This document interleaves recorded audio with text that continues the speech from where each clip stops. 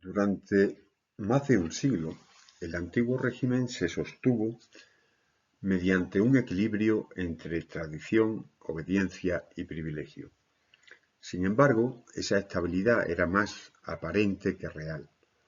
Bajo la superficie se iban acumulando tensiones económicas, sociales, ideológicas y políticas que el sistema era incapaz de resolver. Vamos a intentar ver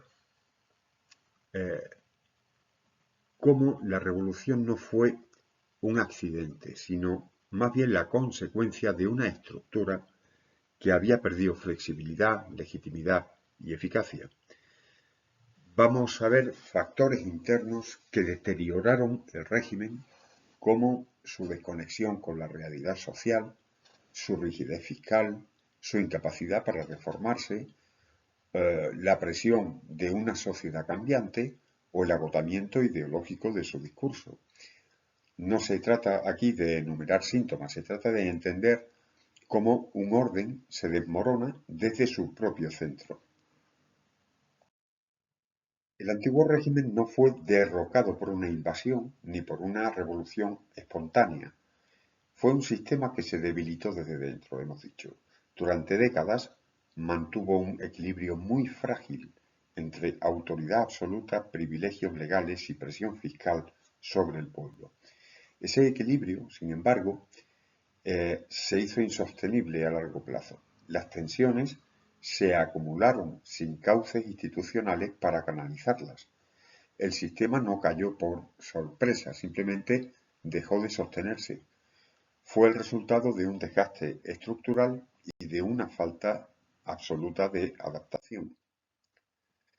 El marco estamental seguía dividiendo a la sociedad en clero, nobleza y tercer estado, pero esa división legal ya no correspondía a la realidad.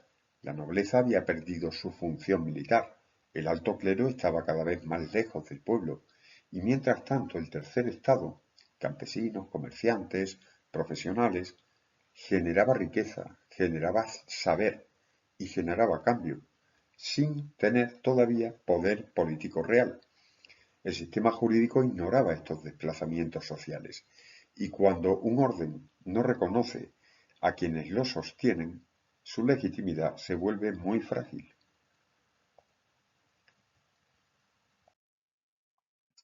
El sistema fiscal del antiguo régimen era disfuncional, ya lo hemos dicho.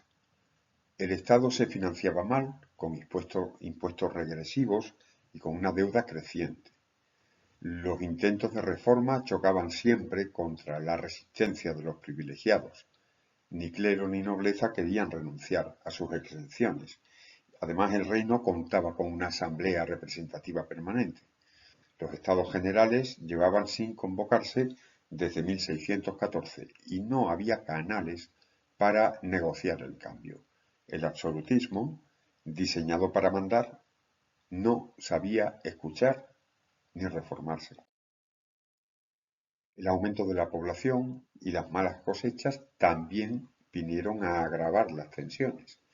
El precio del pan se disparó, la crisis de subsistencia se volvieron más frecuentes, la hambruna rural coincidía con el malestar urbano.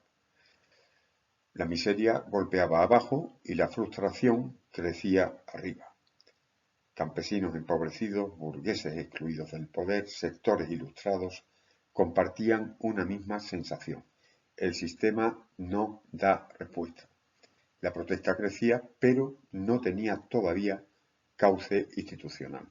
La presión seguía subiendo y no había válvula de escape.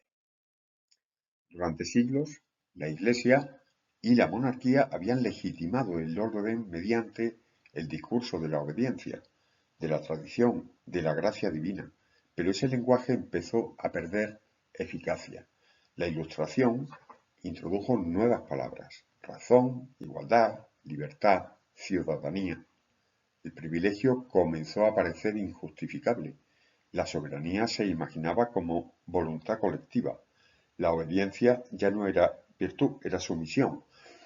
El antiguo régimen no solo sufría en lo económico, estaba siendo derrotado también en el terreno de las ideas.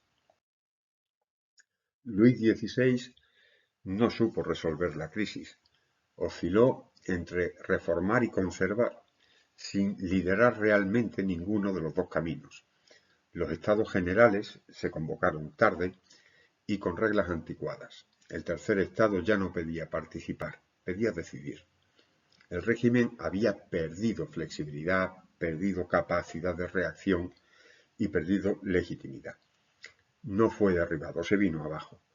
La revolución no llegó desde fuera, sino desde las propias grietas que el sistema acumulaba desde hacía décadas.